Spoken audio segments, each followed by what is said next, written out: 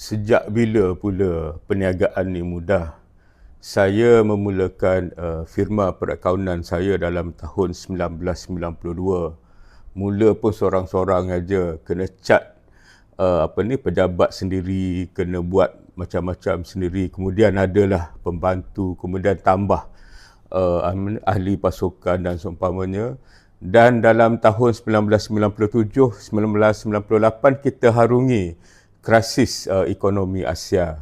Jadi saya tak rasa daripada dulu sampai sekarang perniagaan ini senang ataupun mudah nak dijalankan. Jadi bila saya tengok ada orang yang mengatakan, oh sekarang berniaga susah, sekarang perniagaan keras dan seumpamanya, saya rasa kita hanyalah menjentik emosi orang lain tanpa menerima hakikat bahawa perniagaan ini sebenarnya sukar. Sebab itulah orang-orang yang berjaya dalam berniaga, dia dapat banyak kesenangan kerana dalam sifir perniagaan, keuntungan yang kita dapati ialah pulangan ataupun balasan daripada pengambilan risiko.